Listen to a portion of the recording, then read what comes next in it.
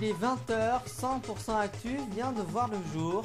Très heureux de vous l'animer, c'est la toute première fois que j'anime une émission d'actualité. Voici les titres de l'actualité justement. Le chanteur Johnny Hallyday, qui souffrait d'un problème de tachycardie, a été pris en charge à Pointe-à-Pitre en Guadeloupe. Selon les associations, 72 personnes vivaient dans ce camp. La préfecture assure que les déplacés qui le souhaitent seront pris en charge. Dans ce journal, l'important feu qui a ravagé les environs d'Ourgon dimanche a parcouru plus de 900 hectares de végétation sous la surveillance de 700 pompiers. Quelques foyers restés encore actifs lundi matin. Et à la fin de ce journal, dossier spécial. Avant de traverser Cuba, les vents et les pluies torrentielles ont fait 7 morts à Haïti. L'alerte ouragan a été étendue vers l'ouest jusqu'à la Nouvelle-Calédonie. Donc dossier spécial à la fin de 100% Actu. Tout de suite, on développe les titres. Et avant de commencer cette nouvelle émission que j'anime, je tenais à vous remercier, chers fidèles internautes, de me suivre chaque jour. On commence le journal avec des nouvelles de Johnny Hallyday. Âgé de 69 ans, Johnny Hallyday a été victime d'une crise de tachycardie consécutive à un virus dans la nuit de samedi à dimanche selon RTL. Il a été transporté par hélicoptère dimanche soir à l'hôpital de Pointe-à-Pitre en Guadeloupe, où il se trouve toujours aux côtés de sa femme Laetitia qui l'a rejoint.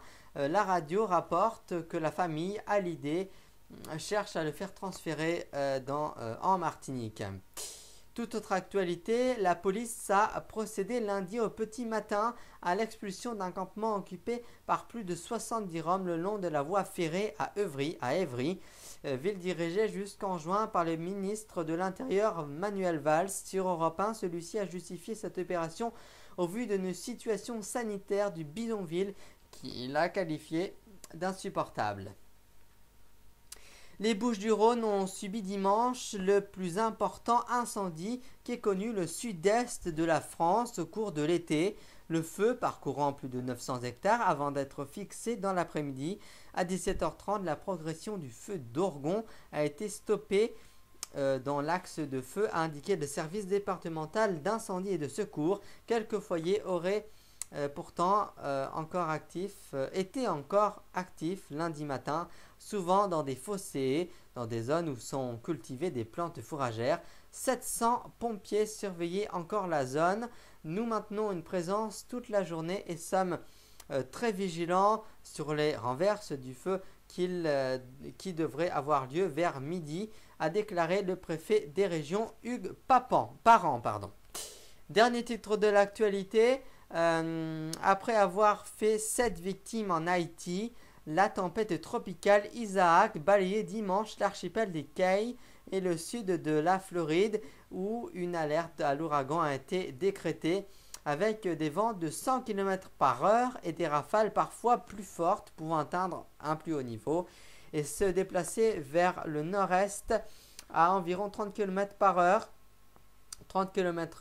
et une puissance proche de celle-ci d'un ouragan, donc précise le Centre américain de surveillance des ouragans.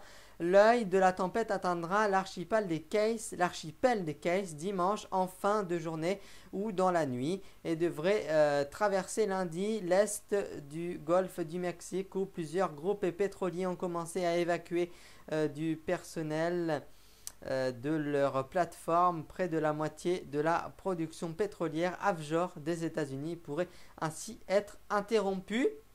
Après avoir traversé Cuba samedi, la tempête a quitté Haïti dimanche, où elle a fait quand même 7 morts selon un nouveau bilan. Ainsi, une fillette de 8 ans a été tuée dans l'effondrement du mur de sa maison. Une femme de 51 ans a perdu la vie après la chute de son toit. Une autre personne est décédée dans un glissement de terrain. Et en outre, 5000 personnes et 18 camps de victimes du séisme de 2010 ont été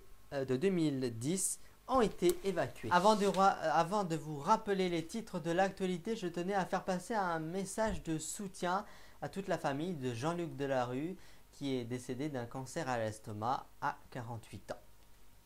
Je vous rappelle donc les principaux titres. Le chanteur Johnny Hallyday, qui souffrait des problèmes de tachycardie, a été hospitalisé et pris en charge à Pointe-à-Pitre en Guadeloupe. Selon les associations, 72 personnes vivaient dans ce camp. La préfecture assure que les déplacés qui le souhaitent seront pris en charge. Avant de traverser Cuba, les vents et les pluies torrentielles ont fait 7 morts à Haïti tout de même. L'alerte ouragan a été étendue vers l'ouest jusqu'à la Nouvelle-Zélande. L'important feu qui a ravagé les environs d'Oregon dimanche a parcouru plus de 900 hectares de végétation sous la surveillance de 700 pompiers. Quelques foyers restés encore actifs lundi. Voilà pour l'actualité.